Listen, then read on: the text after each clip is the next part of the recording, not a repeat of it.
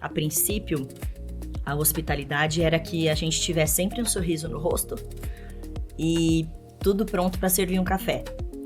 Hoje a gente sabe que a hospitalidade vai além disso. O básico é o sorriso no rosto e ter o café pronto para servir. A hospitalidade é a pessoa não ver, mas sentir que alguém pensou nela antes dela chegar ali. Isso pra gente é hospitalidade. Sejam muito bem-vindos a mais um episódio do Ambiente em Foco, o podcast que conversa sobre os bastidores, as decisões invisíveis e as pessoas que fazem os ambientes realmente funcionarem. Durante muito tempo, a área de facilities foi lembrada apenas pela infraestrutura, manutenção, limpeza, segurança e operação. E hoje nós vamos aprofundar. Mais do que cuidar de prédios, muitas empresas passaram a cuidar das experiências das pessoas que vivem esses espaços todos os dias. E quando falamos em experiência, estamos falando de pertencimento, hospitalidade, cultura e relações humanas.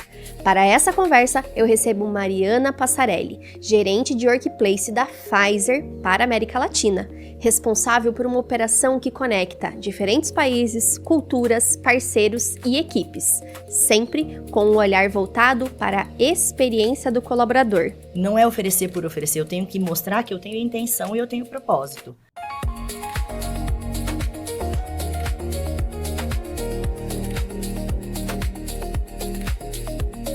Mariana, seja muito bem-vinda ao Ambiente em Foco. Gostaríamos de te conhecer, se apresente, conte um pouquinho da sua trajetória em Facilities e hoje qual é a sua posição atual. Muito obrigada, é um prazer estar aqui com você, Tani. Eu sou profissional de Facilities, tenho experiência há mais de 20 anos no mercado de Facilities e participei de toda essa transformação do mundo de Facilities puramente técnico ao que hoje a gente chama de Workplace Experience e o que essa transformação gera de estratégia e valor para uma grande companhia. Hoje minha função é gerente de Workplace Experience para a América Latina de uma companhia farmacêutica.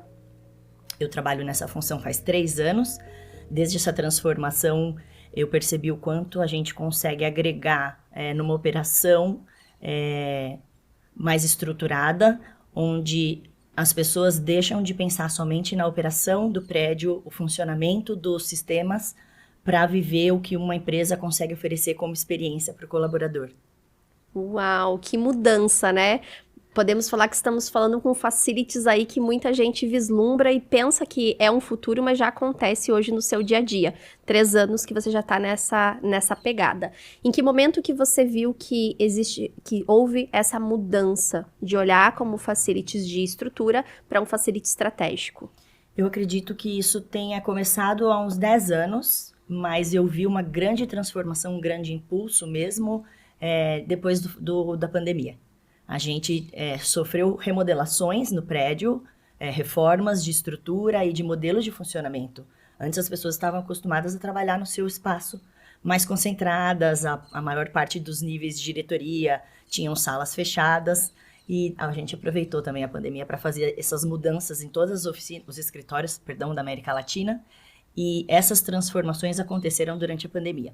Então, no momento da volta, a gente precisou trabalhar com uma mudança grande de mindset. Fizemos um grande trabalho, um investimento grande relacionado a change management.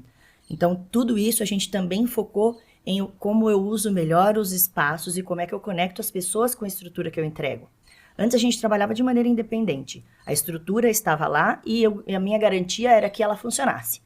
Eu tenho que garantir que tenha um conforto térmico, tenho que garantir a qualidade da água, eu tenho que garantir a limpeza. E nós só éramos conhecidos ou só lembravam da gente quando algo falhava. A limpeza não aconteceu, o banheiro estava sujo. E a gente percebe que depois da pandemia isso mudou muito, transformou. Hoje, além de entregar isso, óbvio, eu preciso também garantir ainda, não mudou. Mas eu agreguei algumas soluções que a gente chama de facilidades e amenities relacionadas à experiência das pessoas que usam hoje esse prédio. Inclusive por conta da questão dos perfis que hoje trabalham, né? Algumas empresas, e eu trabalho numa empresa que também tem isso, hoje nós temos 5 gerações diferentes trabalhando no mesmo espaço. E é muito radical, principalmente as gerações mais jovens, essa mudança, esse feeling que eles têm, é muito radical. Nem sempre o que eu pretendo oferecer como uma experiência bacana para o colaborador funciona para certos tipos de geração. E aí, tá gostando do episódio? Então lembra de se inscrever no canal e ativar o sininho para receber as notificações dos próximos episódios. Então a gente precisou também ter um olhar muito cuidadoso, individual, para cada exercício de atividade que a pessoa faz, para cada momento que ela vive no escritório. Hoje os espaços que a gente trabalha são pensados na jornada da pessoa desde o momento que ela chega, aliás, desde o momento que ela decide ir para o escritório. No domingo à noite ela vai decidir se ela vai ou não, porque hoje a gente tem muito trabalho híbrido. Então ela decidiu ir para o escritório. O que eu posso oferecer para ela naquele momento para ser conveniente para a vida dela? Desde um serviço de alimentação, um espaço colaborativo, ou aquele dia ela tem uma reunião super confidencial, ela vai para uma cabine onde tem um tratamento acústico, ou ela está num momento, sei lá, mais introspectivo e ela está pensando em usar um espaço que tenha acesso visual à área externa do edifício, ou uma varanda, algo parecido com isso. Então a gente tem esse olhar hoje muito mais além da entrega do facilities e do prédio funcionando. Muito legal. Então, você acredita que 10 anos é que isso tem se consolidado, principalmente na indústria que você atua hoje, que é a farmacêutica. Sim. E essa questão dos modelos híbridos, como que é a política da empresa e como que vocês coordenam, porque também, como essa reestruturação aconteceu ali durante a pandemia, hoje não tem todos os espaços para todo mundo trabalhar fisicamente nos ambientes administrativos, né? Exatamente. A gente não consegue trabalhar num modelo de open space garantindo que 100% do headcount vai ocupar os espaços que a gente tem. A obra termina, as chaves são entregues, mas é aí que os problemas começam. Chamados recorrentes e ajustes que ninguém previu. O que era eficiência virou dor de cabeça. Isso não é falta de qualidade da execução, são decisões estratégicas que não foram tomadas no momento certo. É o custo do caos silencioso.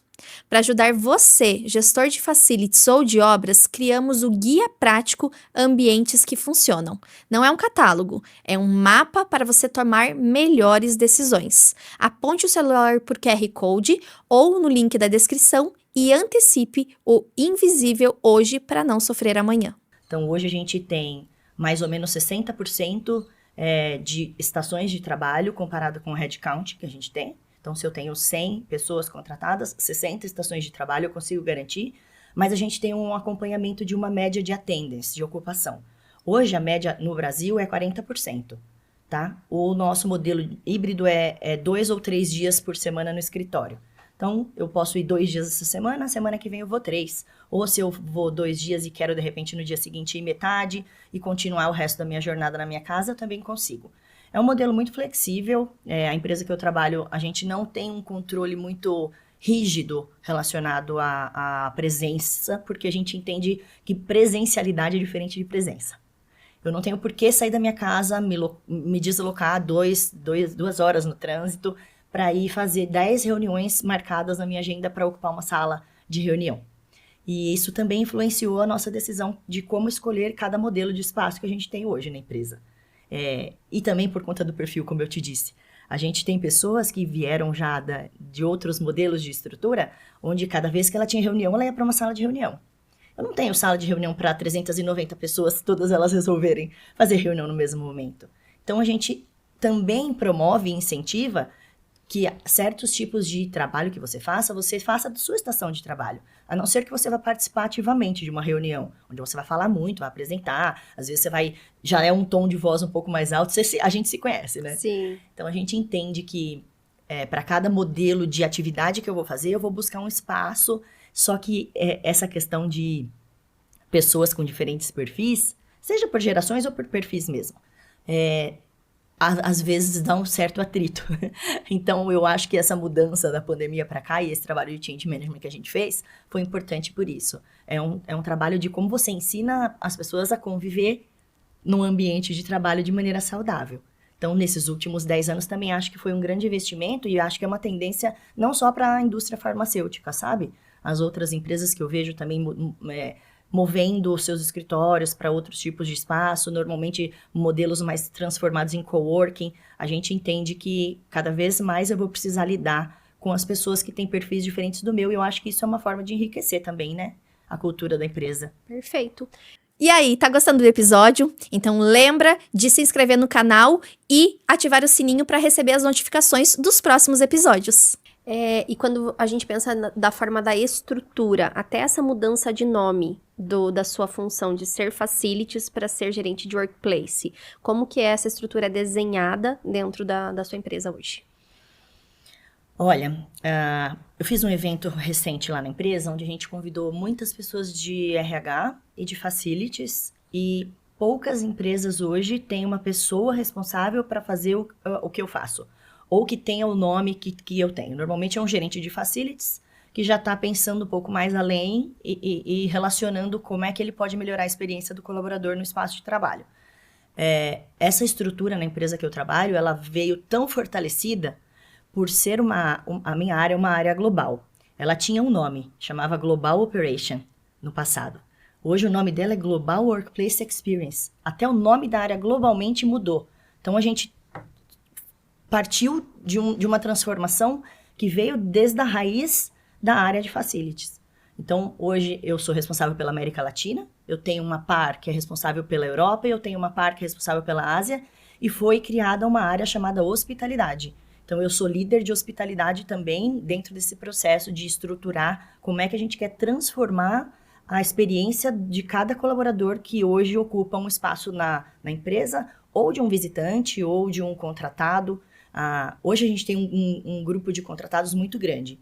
A gente entende que eu não preciso contratar, através de um headcount direto, uma pessoa de facilities ou um especialista em ar-condicionado. Por quê? Porque eu sei que no mercado tem inúmeros parceiros que são experientes e têm todo o domínio de todo esse conhecimento, eu quero dizer, e que pode ser um partner terceirizado nosso.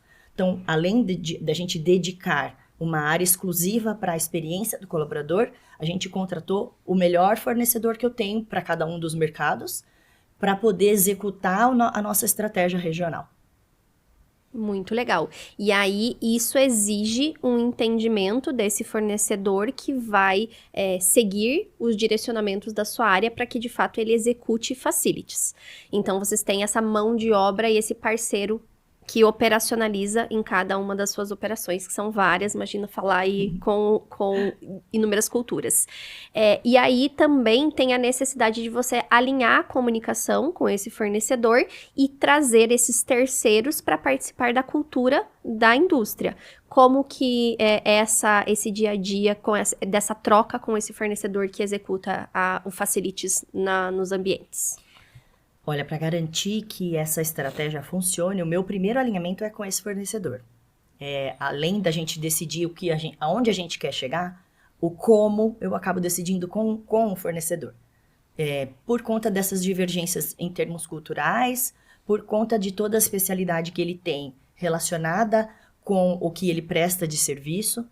Então, hoje a gente tem alguns programas de hospitalidade, a gente tem algumas capacitações relacionadas a essa promoção da experiência dos colaboradores, e toda vez que a gente decide algo novo, a gente chama esse nosso middle management, que tem através desse facilities contratado, para alinhar como é que a gente vai cascatear isso daqui para baixo.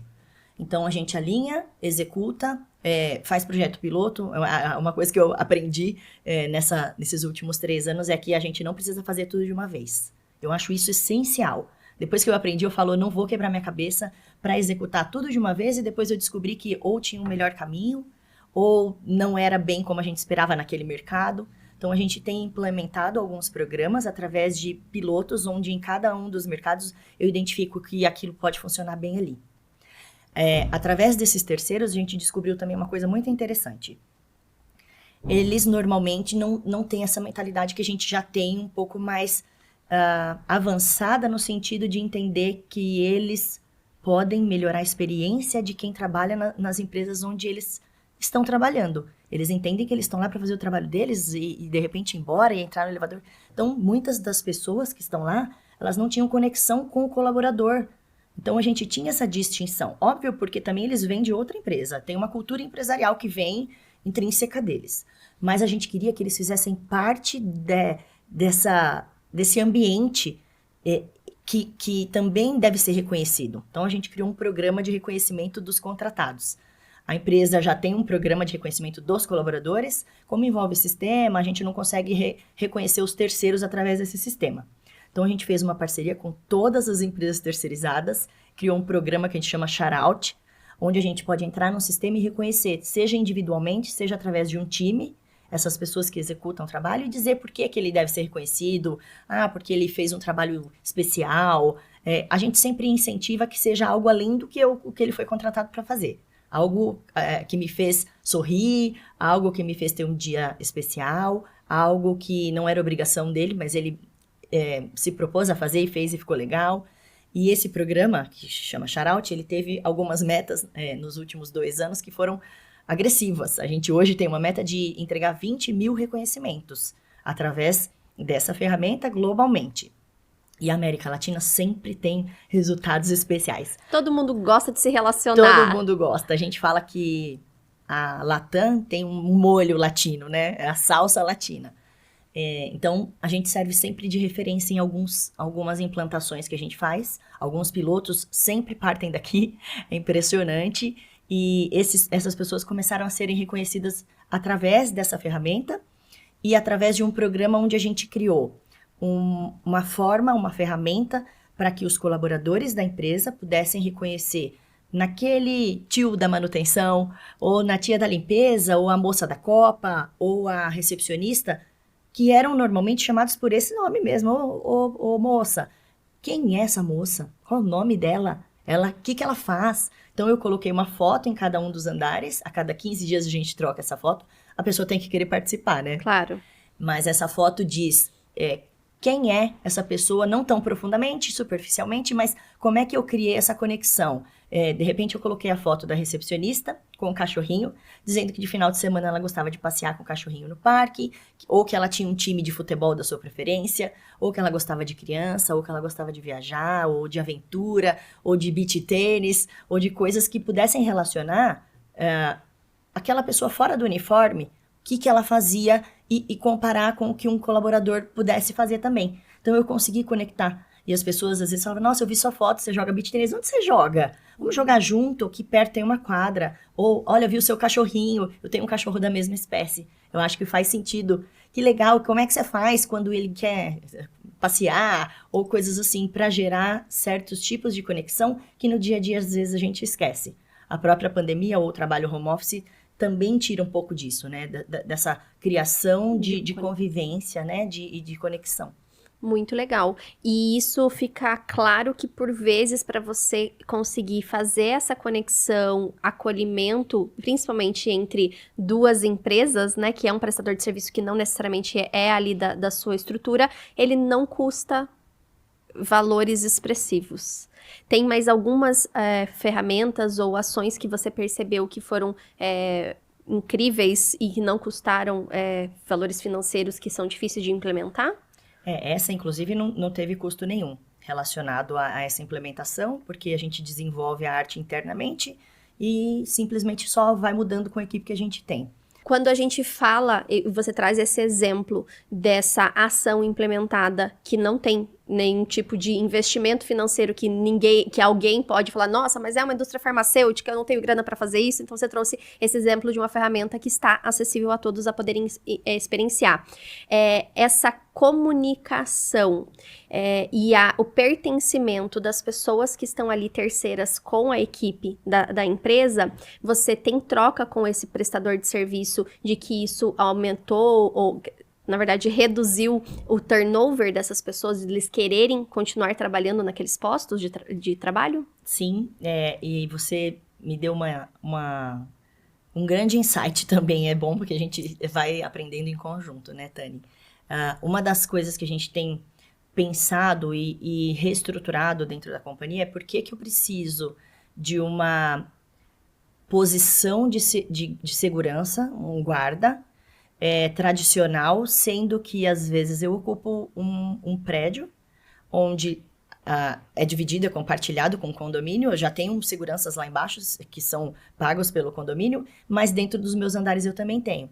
Então a gente se posiciona, o guarda, como se fosse um guarda de embaixada, né? Com aquela postura séria que você tem medo, às vezes, de falar bom dia, e às vezes você vai embora até olhando, será que eu tô levando alguma coisa? Meu Deus do céu! É meio constrangedor, e a gente tem transformado também essa posição em uma posição que a gente tem denominado de Community Guard, né? Um guarda comunitário que também pode fazer essa presença relacionada à hospitalidade. Então, é uma forma de ensinar para ele que existe uma outra forma de trabalhar, que ali dentro, óbvio, ele foi treinado para trabalhar daquela forma. Ele não está fazendo errado, ele está fazendo a forma como ele foi contratado para fazer e o tradicional. Mas a gente não quer mais o tradicional. A gente quer que seja diferente, que ele também possa viver uma experiência dentro do ambiente de trabalho dele. Então, muitas dessas alterações que a gente faz, ela é positiva não só para o colaborador que vai entender que houve uma transformação do ambiente dele, mas para quem também presta o serviço. Tem que ser mais divertido, tem que me dar motivação para ir trabalhar. Então, a gente fez um vídeo com todos os colaboradores que participaram dessa transformação na Costa Rica. Foi um projeto piloto, tá? Foi em maio e agora a gente vai implementar no Brasil e na Colômbia, e mais para frente eu vou implementar em todos os países da América Latina.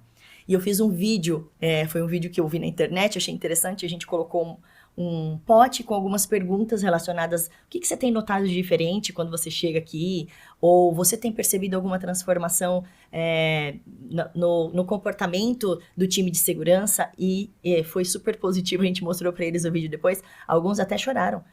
Totalmente diferente do que eles estavam acostumados, porque não se conheciam pelo nome. A gente saiu, apresentou eles para as pessoas. Olha, esse daqui é o José, ele trabalha aqui faz 8 anos e ele é o nosso principal responsável por manter a segurança aqui do site e a segurança das pessoas, a sua segurança, entendeu? Então, essa transformação faz parte também do reconhecimento e da transformação da motivação de quem hoje ocupa essas posições. A gente não quer que o colaborador perceba que a gente tem feito isso por ele, que as empresas estejam envolvidas na estratégia e que o prestador de serviço que está lá e faz parte disso não tenha o reconhecimento devido. Eu quero que ele também seja parte e sinta o quanto ele é importante para a entrega desse trabalho no final. Muito bom. Você traz uma palavra que é muito interessante da gente explorar aqui, até a tua visão e o que você traz do seu dia a dia, que é hospitalidade. O que essa palavra representa no seu dia a dia e se tem pilares e direcionamentos para que ela seja de fato aplicada nos ambientes físicos? A gente foi aprendendo ao longo do caminho desses últimos períodos. A princípio, a hospitalidade era que a gente tivesse sempre um sorriso no rosto e tudo pronto para servir um café. Hoje a gente sabe que a hospitalidade vai além disso. O básico é o sorriso no rosto e ter o café pronto para servir. A hospitalidade é a pessoa não ver, mas sentir que alguém pensou nela antes dela chegar ali. Isso pra gente é hospitalidade. A gente fez alguns programas, alguns projetos para entender como é que as pessoas poderiam melhorar o seu engajamento para ocupar melhor esses sites, porque a taxa de ocupação dos sites é algo relevante para minha função. Eu preciso que as pessoas queiram ir. E eu preciso, na verdade, eu gostaria que fosse através da motivação própria e não de uma obrigação da companhia. Óbvio, nem sempre funciona dessa forma. Mas a gente tem reparado que essas experiências que a gente proporciona, elas são, inclusive, comparadas com as experiências de vida fora do ambiente de trabalho. Ambientes de hotelaria, ambientes de turismo, um restaurante que eu fui visitar. E engraçado porque quem é de facilities acaba tendo isso tão no sangue que você vai viajar, você acaba ficando desesperada, né? Você fala, meu Deus, como eu fui mal recebida nesse hotel. Ou como eu fui bem recebida, eu vou usar isso como exemplo. Olha que interessante, isso aqui funciona. Então, a hospitalidade hoje é um diferencial. Nem sempre é um investimento, às vezes é mais um insight e uma mudança de comportamento, e a gente entende que o básico hoje funciona, mas eu vou mais além. Eu quero entregar um serviço personalizado. Eu posso oferecer o café, mas eu vou oferecer um café que acabou de ser feito e olha, sente o cheirinho, que delícia que tá. ou eu percebi que vocês não estavam gostando muito desse café, troquei, você quer provar? Vou fazer uma degustação para entender o que é que muda a vida do colaborador.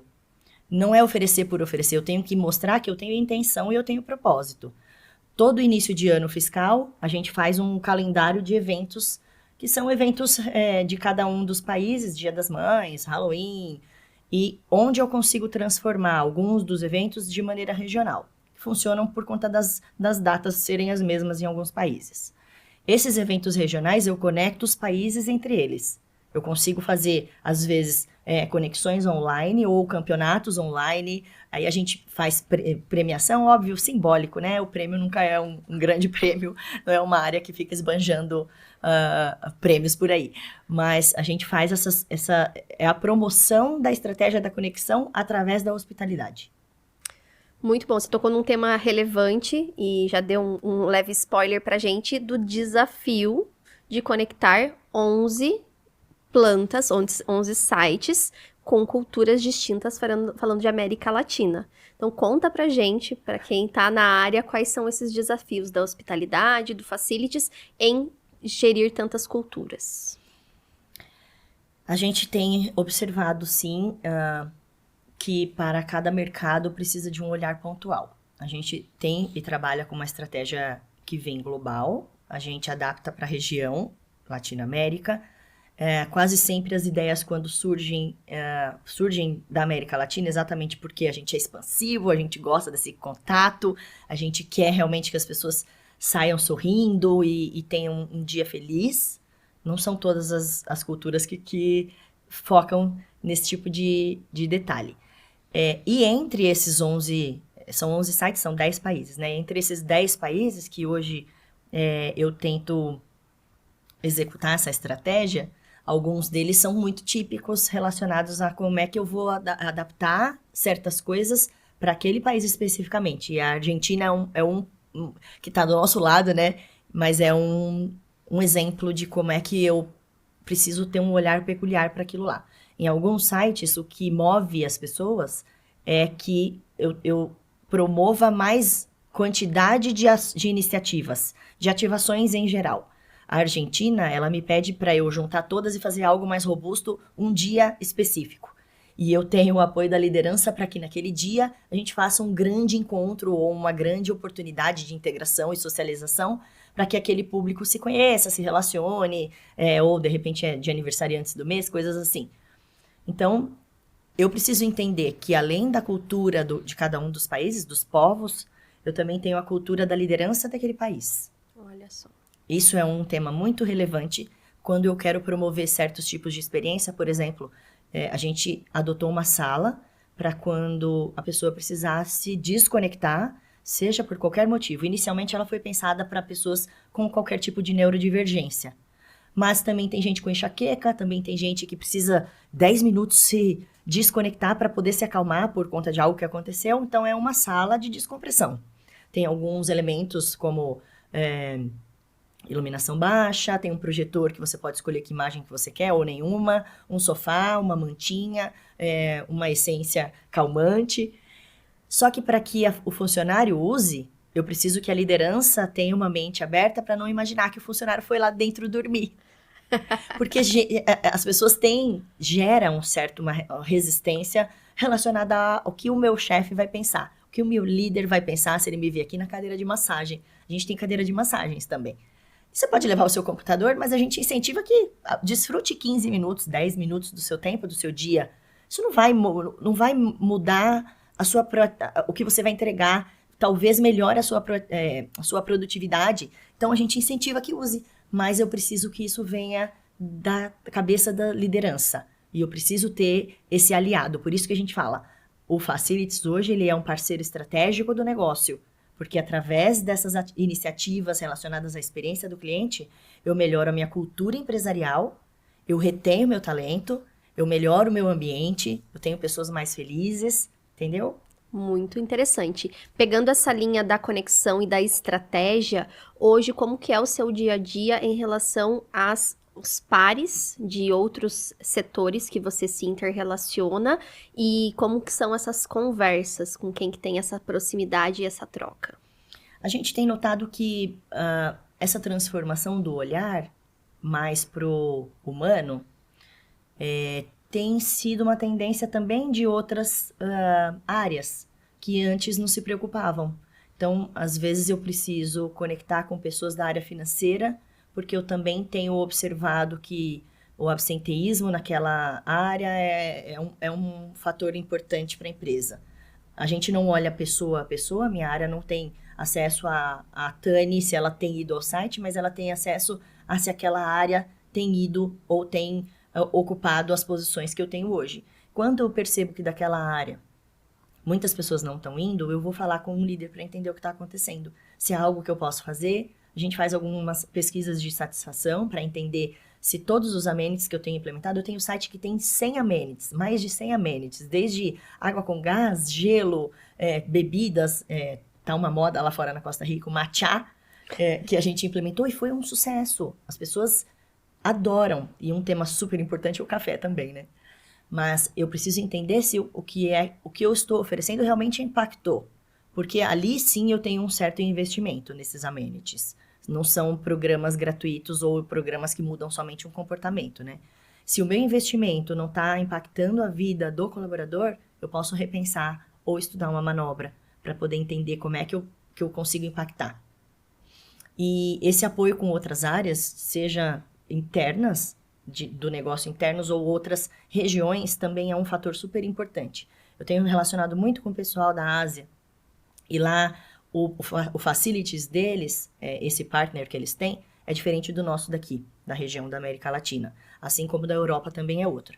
Isso nos dá uma visibilidade incrível, porque algumas implantações que eles fazem lá, inclusive por conta da tecnologia, eles estão mais avançados relacionados à tecnologia. Eles têm, por exemplo, robô que entrega o café para a pessoa que pediu no aplicativo direto na mesa na estação de trabalho dela. Então, a gente consegue observar por que eu não tenho isso aqui?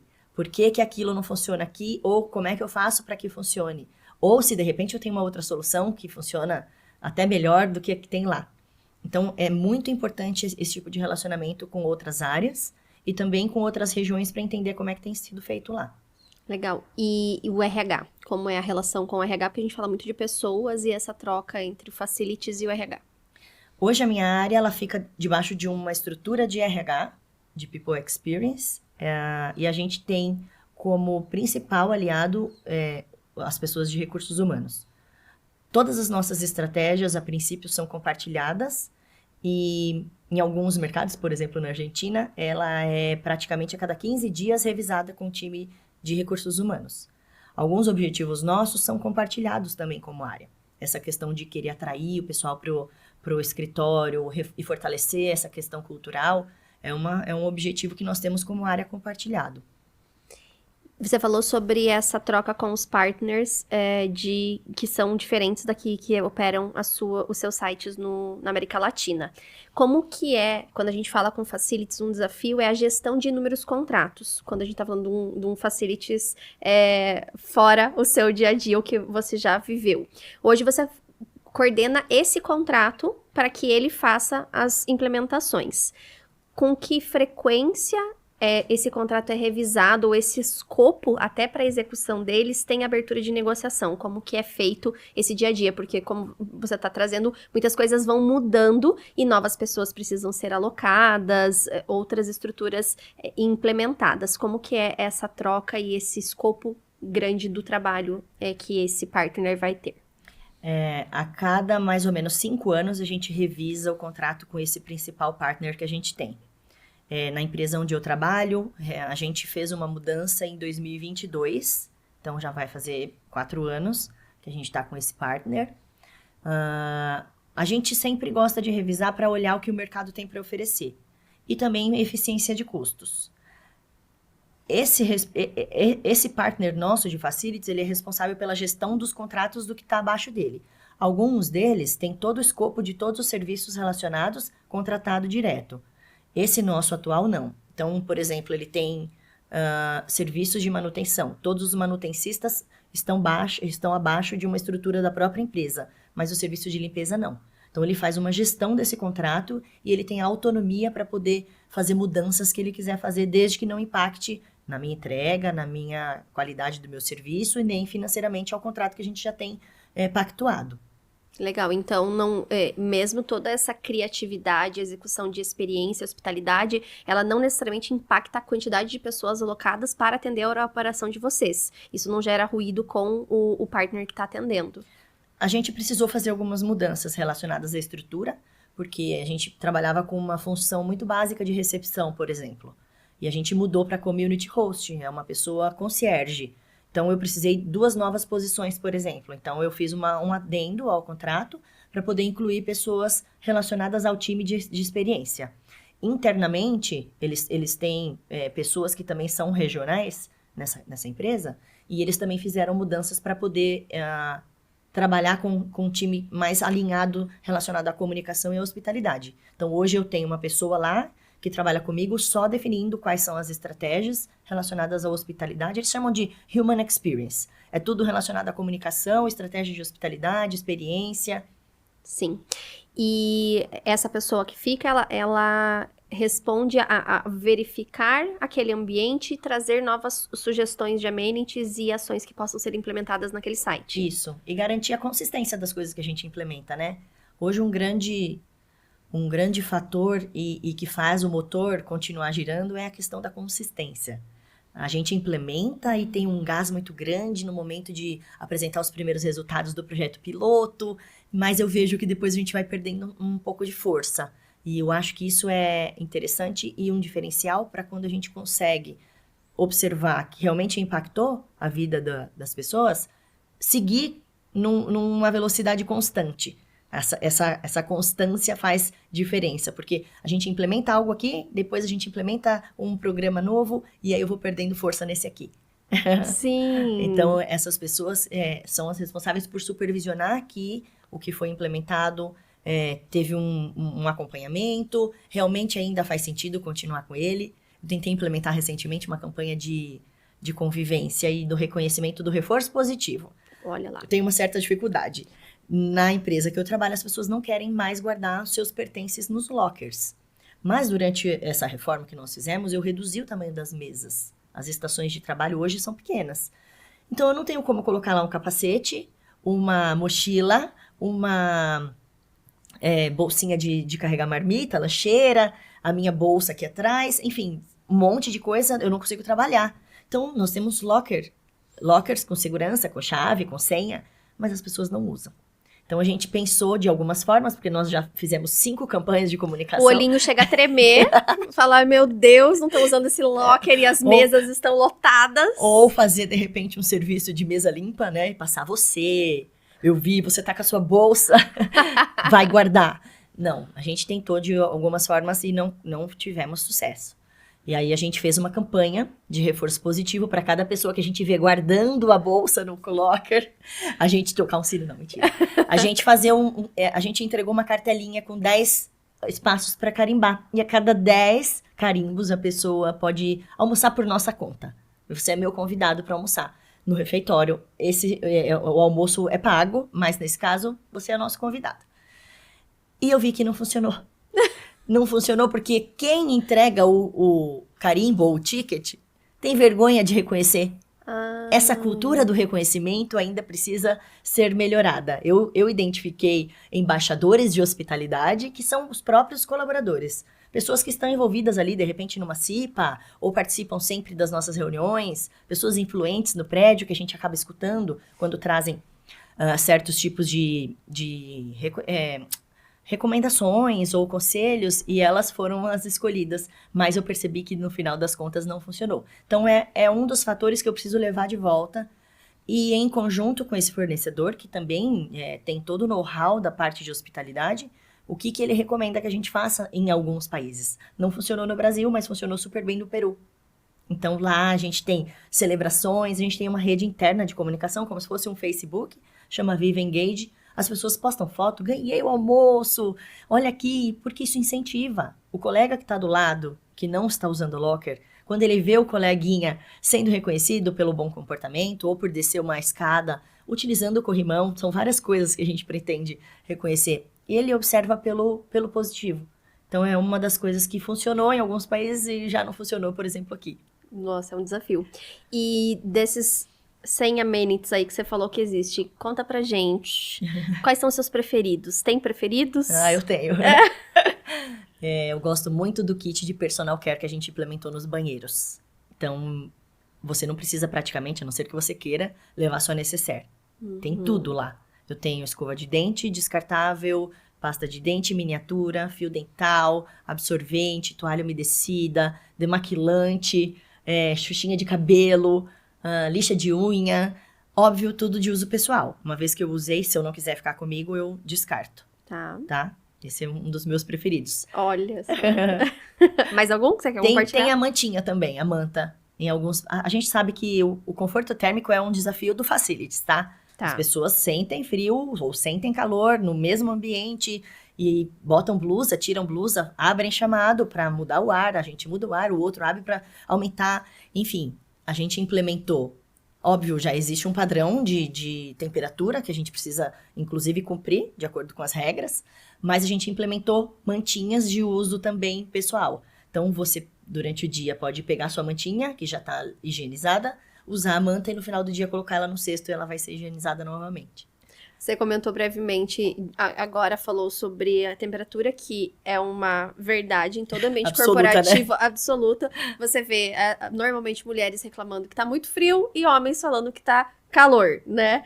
E também teve um outro assunto que também é clássico, que é o café. Falando em amenities, né? Que desafios que o café... Eu tive um desafio com o café. Conta pra gente. A gente implementou, logo em seguida da pandemia, a gente estava ainda finalizando a remodelação. E a gente precisou trazer as pessoas e iniciar o retorno ao site. E nesse momento, a gente não tinha ainda firmado o contrato com essas máquinas de bebidas quentes. E aí a gente contratou uma empresa de café premium para poder oferecer o café. E foi engraçado porque poucas pessoas estavam voltando para o site porque ainda estavam com medo, a gente estava usando máscara, todo o processo de desinfecção do site. E a gente via as pessoas em reunião falando assim, você não sabe o que tem aqui. Você precisa vir aqui. Tem o tal do café. Elas se incentivavam que viessem ao site por conta daquele café. Aí você falou, gol de mestre. Gol, foi o nosso, né, atingimos o nosso objetivo. Mas com o passar do tempo, o nosso prédio começou a ficar habitado. Então, eu tinha 100 pessoas, agora eu tenho 350. E o custo do café é alto. A dose do café varia muito do café premium para uma dose de café de máquina de bebida tradicional. E a gente resolveu tirar. Já estava a máquina de café, com todo o chocolate quente, da Hershey's, enfim, qualidade também. Mas a gente decidiu tirar esse café e ficar com o café da máquina. O que a gente recebeu de reclamação? E a gente foi chamado lá pela presidência para entender o que estava acontecendo com o café, que tanta gente estava reclamando e quanto isso significava financeiramente para o negócio. E a gente precisou voltar com a máquina de café. Olha só! O café realmente é um diferencial. Ter acesso a um bom café durante um dia é realmente promover uma experiência. Olha só, gente, que impactante, né? Porque é justamente isso que você comentou. Quando você promove tantas iniciativas, tem algumas que vão chamar muita atenção e se tiver alguma necessidade de voltar atrás na decisão, você vai causar também um impacto na empresa, né? Exatamente. Então, isso fica muito claro para também, talvez, essa parcimônia na implementação e no entendimento. E não é nem só na implementação, Tani. Até na questão de quando nós promovemos pesquisa de satisfação, é na geração da expectativa. Porque quando eu pergunto o que a pessoa gostaria e deixo um campo muito aberto, a imaginação vai além. E aí ela acha que, mas você perguntou pra mim o que eu achava. Eu falei, sim, mas eu não disse em nenhum momento que eu ia implementar. Então é realmente a gente tem que ir com parcimônia mesmo. E você trouxe inúmeros exemplos para nós, que eu estou aqui impactada com a sua criatividade em pensar em tantas ações. Não. Conta pra gente um pouco desse criativo e dessa busca de ideias, e você comentou agora rapidamente sobre a pesquisa, né, que é algo que pode ajudar, mas como que você faz tendo em vista que você está numa função de facilities que poucas pessoas ainda estão acessando e muitas sonham com isso, mas de fato não implementaram ainda porque é uma construção. Hoje, eu reforço isso porque quando a gente fala com facilities, o sonho deles é ter esse olhar de hospitalidade, de cuidado e realmente de experiência. Então, conta pra gente como que é esse processo da sua equipe, da criatividade para trazer essas ações. Eu tenho que ser honesta, realmente é um sonho. É um sonho trabalhar fazendo isso e promovendo o sorriso das pessoas, né? A gente tem alguns grupos de trabalho que focam em promover essa criatividade e a gente também escuta muito as demandas do corredor.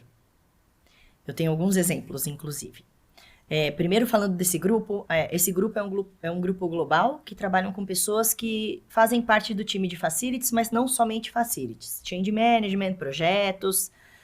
Então, muitas das coisas que antes nós adaptávamos, hoje elas já são consideradas no momento da execução dos projetos. Inclusive relacionadas à sustentabilidade, acessibilidade. Hoje o acessível não é mais uma adaptação.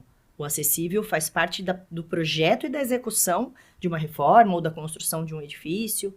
Então, esse grupo, ele costuma trazer bons insights e um exemplo que eu quero dar é a criação de uma sala que a gente tem. Foi a última implementação que a gente fez e apresentamos recentemente num Town Hall Global, foi um sucesso. Nós entendemos que as pessoas que iam e vão ao site, ocupam esses espaços que nós temos, elas sentem certa falta de ter acesso à natureza. Então, nós fizemos algumas perguntas relacionadas a onde é que você se sente bem. Na praia, mas por quê? Porque eu conecto com a natureza, ou num gramado, ou na montanha, porque eu tenho acesso visual à área externa, ou na minha casa, porque eu tenho acesso a comodidades que tem lá. E a gente pensou, como é que eu posso transferir? A casa nunca vai competir, tá? Com o escritório. A gente não quer isso, por favor. A casa, a gente sabe que vocês adoram, não é essa a intenção. Mas como é que eu posso transferir esse conforto emocional para um espaço dentro de um prédio corporativo? E nós criamos um espaço chamado Metamorfose, muito relacionado à transformação da lagarta na borboleta. Então, Em qual cultura? Esse foi esse piloto? Nós já fizemos 3. Foi aqui no Brasil, no México e na Costa Rica. Agora, nesse Town Hall, a gente apresentou que o nosso projeto piloto deu certo e ele vai ser implementado agora em outros países de outras regiões. Vamos ver se vai dar certo lá. Mas esse espaço, ele tem toda a biofilia necessária para você entender que você está conectado com a natureza. Ele tem acesso à área externa também. Ele tem opções para que você possa trabalhar em silêncio, mas ao mesmo tempo confortável e cômodo. Então, a gente tem puffs, a gente tem aqueles assentos que parecem um casulo. Você entra e fica meio, né? Recolhido, A gente implementou também nesse ambiente alguns sons da natureza e também cheirinhos cítricos, essências e aromas cítricos que também, se eu colocasse algo muito relaxante, talvez não fosse funcionar. E esses espaços hoje são nossa referência do que antes nós chamávamos de quiet zone, porque antigamente existia uma sala que era fechada, você entrava lá e não podia falar. E um monte de estação de trabalho enfileirada, tipo uma sala de aula. E hoje transformou completamente esse espaço.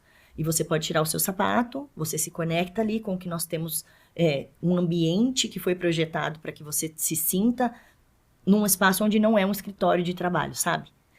E esse grupo foi daí que gerou essa questão da conexão com a natureza.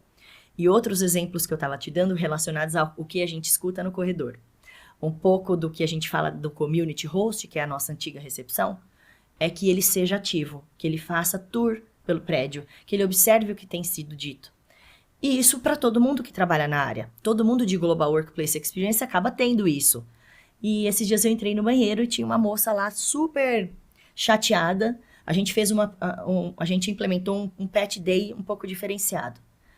A gente não tem como receber no nosso escritório o cachorro ou os animais, os pets dos colaboradores, porque ele não está adaptado para isso. Pode ser que no futuro sim, mas a gente promoveu uma experiência e convidamos uma empresa toda certificada, que tem todo o suporte de todas as instituições legais que cuidam disso daí, para levar alguns cãezinhos no escritório, inclusive que permitisse que as pessoas fizessem carinho. Entregamos uns brindes para quem tem animais em casa, fizemos uma palestra de como educar o seu cão. E essa pessoa estava super triste no escritório. Ela estava triste porque ela falou, eu fiquei muito chateada porque, pelo que eu entendi, quem tá aí é um canil e eu não sou a favor de promover essa experiência relacionada a canil, porque eu sou a favor da adoção. E aí eu fui conversar com ela, falei, tudo bem, posso entender um pouco melhor o que está acontecendo? Porque eu também aprendo ouvindo. Eu queria entender o que estava acontecendo, depois eu entendi que existia algo mais particular. A irmã dela é veterinária, elas têm uma luta contra maus tratos de animais. Tinha uma história por trás, que foi uma ferida que estava ali, né? Claro. E eu também preciso escutar isso. Faz parte do meu trabalho escutar e garantir que o que a gente está fazendo não vá não vá contra os valores das pessoas que ocupam aquele prédio. Porque ao mesmo tempo que eu tenho que atrair e tenho que reter, eu posso fazer algo que vá espantar. Sim. Entendeu? Então eu fui lá, eu expliquei, aí a gente foi lá embaixo, eu levei ela pra olhar, olha aqui, tal, ela saiu mais feliz e contente, sabe? Mas são tipos de experiências que eu também preciso observar. Como é que eu vou fazer para que todo mundo entenda qual é o propósito e a intenção. Não só o foco no que está sendo feito naquele momento ali, entendeu? Isso é um alinhamento muito de comunicação, né? Que é uma aliada para que essas ações, implementações, elas não saia como um tiro pela culatra, né? Muito interessante. E um outro ponto que você trouxe agora na sua fala é a questão da necessidade de reestruturação física dos sites. Com que frequência isso é possível e viável, ou em que momento que chega, olha, agora a gente vai precisar fazer uma remodelagem na estrutura mesmo? É frequente? É um pouco mais moroso?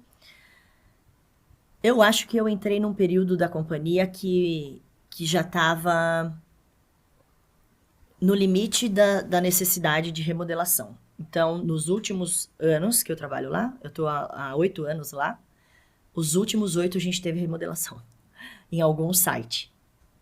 Porque eu acho que existia um processo de transformação das estruturas. Seja por necessidades físicas, olha, estou com problemas relacionados à segurança.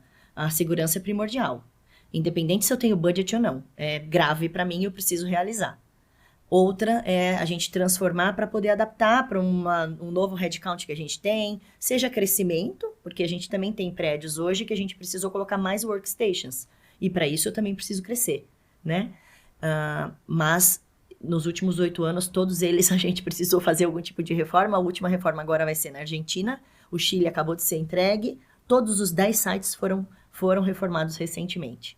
Eu acredito que agora a gente vai dar uma acalmada. E essa parte da reforma do projeto, ele passa pela sua área também? Existe uma área de projetos dentro da minha área. Tem uma pessoa responsável por projetos. A gente dá todo o suporte relacionado à estratégia de logística, ou no sentido de vamos iniciar um projeto, por exemplo. Em alguns projetos eu preciso que as pessoas não ocupem o escritório. Em alguns outros a gente delimita áreas e para aquele grupo eu vou dizer, olha, por favor, ocupa outra área, ou nesse dia, caso você tenha problema com ruído, porque tem ruído e a gente precisa avisar, eu preciso que você tenha em consideração trabalhar em home office. Isso tudo alinhado com o RH, porque eu também não posso decidir que as pessoas não ocupem o site essa semana inteira sozinha. Eu preciso estar alinhada com o time de RH. Mas sim, a comunicação é fundamental.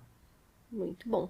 E para quem está nos ouvindo, facilities, que está ali ainda naquela desafio do dia a dia de fazer o ambiente realmente funcionar, e escutando esse nosso papo do olhar e dessa mudança da posição, que sugestões que você daria de preparo profissional para esse facilities, para que ele conduza a empresa e a área dele para essas soluções e ser criativo nas amenities aí, que seria o sonho de todos?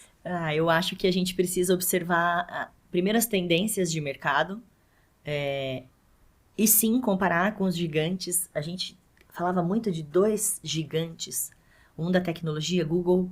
A gente falava muito do prédio do Google antigamente. O Google, acho que foi uma das primeiras empresas a considerar instalar, inclusive, espaços onde as pessoas podiam dormir dentro do escritório, dormir realmente a noite inteira e voltar para sua estação de trabalho no dia seguinte. Chega a ser até um pouco exagero, né? Não é o que a gente espera. Na companhia que eu trabalho, a gente não pretende que seja assim. Mas essa comparação ela é necessária, e também a Disney. A gente fala muito de Disney, acho que até hoje. Como é que, para quem conhece a Disney, como é que você chega lá e você não vê um papel no chão, não vê uma pintura descascada, as pessoas com seus sorrisos no rosto, elas foram treinadas para estar onde elas estão e promover o mágico, né? Essa magia que a gente busca. Então, um conselho que eu dou é não olhar somente para o técnico. A gente tem gente muito boa em facilities, que veio de engenharia, de arquitetura, que veio com grandes conhecimentos técnicos relacionados ao desenvolvimento do trabalho do facilities. E a gente vê pouca gente pensando na experiência do colaborador que ocupa o prédio que o facilities cuida. Hoje eu não preciso, e não devo, ter a minha operação evidente. O colaborador, ele não precisa ver a minha operação. Mas como é que eu faço para que ele veja que está todo mundo pensando nele ali? Não preciso, por exemplo, que uma pessoa da limpeza use um aspirador de pó no meio de um horário de trabalho, porque está todo mundo trabalhando, concentrado, em reunião. Mas como é que eu faço que aquelas mesmas pessoas observem que o chão está super limpo, que o ambiente está cheiroso, entendeu? É isso que eu gostaria de sugerir, de repente recomendar para as pessoas de facilities. Pensem de maneira empática no usuário final. Coloque o humano como centro das suas ações e das suas iniciativas. Ative esse lado relacionado à conexão humana. E é muito interessante essa sua fala, porque uma das coisas que a gente mais ouve com facilities também é que só se percebe a função de facilities quando a função falha. E aí esse olhar que você traz evidencie a execução das suas atividades utilizando o sentir e o sentimento do humano. Então, eu acho que fica muito claro para a gente mudar esse foco e falar, então, não é que só que limpou o chão, ele está tão brilhante e cheiroso que eu percebi que ele está limpo. É isso. A gente fala muito de 3 princípios. A gente desenvolveu um treinamento interno que a gente chama de MMS, que é como é que eu torno memorável a visita das pessoas lá, como é que eu make it easy and intuitive, como é que eu faço ela ser fácil e intuitiva, sem fricção, porque também é muito chato quando você quer ocupar um espaço e ele não tá limpo, ou quando eu chego na recepção, mas ela me fez tanta pergunta, a pessoa, que eu já até esqueci o que eu fui fazer lá. Então, como é que eu faço para que essa experiência seja fácil e intuitiva? E através dos sentidos, sensorial, como é que eu faço e conecto o meu trabalho com quem ocupa aquele espaço, seja no ambiente de trabalho, seja... Não vale só para facilities, vale para qualquer profissional que preste algum tipo de serviço, que tenha um ambiente corporativo, que ofereça um produto. Hoje a experiência é o que move, é o que muda. Tem pessoas ou empresas que oferecem um excelente produto, mas pecam na questão da venda do produto, na experiência e nessa conexão. Não entendem o que o cliente quer, às vezes não esperam ele acabar de falar. E já começam a oferecer, você vai embora. Ninguém fica mais, ninguém está disposto. Tem que ser uma escutativa e realmente aquela perspicácia de entender, eu lembrei agora, tem uma coisa aqui especialmente para você, entendeu? A gente trabalha muito com esse princípio do MMS e tem outro projeto em implementação, que é os 3 passos de hospitalidade. Então, é a questão de eu te conhecer pelo seu nome e você também me conhecer pelo meu. Então, eu me apresento. Oi, bom dia, sou a Mariana. Qual é o seu nome? Ou como eu posso te chamar? A segunda é, toda vez que for requisitado uma informação ou onde fica o banheiro, que os primeiros 5 passos você faça junto com essa pessoa e indique para ela onde é. Onde é que eu posso tomar um café? Vou te levar, vem até aqui. E aí? E quando você já tem uma maior relação com essa pessoa, você fazer qualquer tipo de conexão pessoal. Nossa, tá um calor hoje. Ou, olha, eu vi que ontem você saiu daqui, seu filho tinha um campeonato de futebol, como foi? Né? Ou, eu vi que você chegou com o sapato molhado, você precisa de alguma ajuda? Esse tipo de conexão, a gente chama como os 3 passos de hospitalidade. São esses os diferenciais que eu acho que vão fazendo sentido para quem hoje a gente quer conectar com os nossos espaços. E essas ações de implementação que você trouxe como exemplo agora, elas são para todos? Ou como que é essa comunicação para que você consiga levar essa informação? Ou para esses prestadores de serviços que estão alocados na empresa? Elas são principalmente para quem está prestando serviço. Tá? Então, a gente decide a linha com o fornecedor e ele cascateia essas informações, promove treinamentos. A gente fala muito sobre isso toda vez que encontra com eles. A gente ainda não encontrou uma forma de medir. Talvez a medida seja realmente conversar com os colaboradores e entender se a percepção deles também é essa. Se essa transformação foi notada e foi sentida. Ainda é muito embrionário o projeto, a gente está iniciando agora, mas provavelmente vai ser essa a nossa intenção, de entender a percepção deles. E para a gente ir conduzindo aqui para o final, quando você, com 20 anos de experiência aí na área, está sentindo na pele, transformando a área do que você já viu na atuação no início da sua carreira, você tem planos e visões para o futuro dessa profissão de facilities? Algo que é pós a implementação e que a gente tenha outras empresas atuando hoje como você atua? Você já vislumbra algum outro tipo de posicionamento para essa função? Nesses últimos 20 anos eu estive em diversas posições, inclusive como terceirizada também, né, na gestão do facilities, como terceirizada, do outro lado da mesa, na contratação.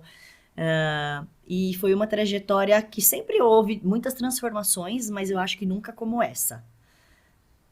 Eu imagino que esse novo insight relacionado à experiência das pessoas que ocupam os sites ou ambientes corporativos em geral, ela ainda vai ter muito espaço para os próximos anos.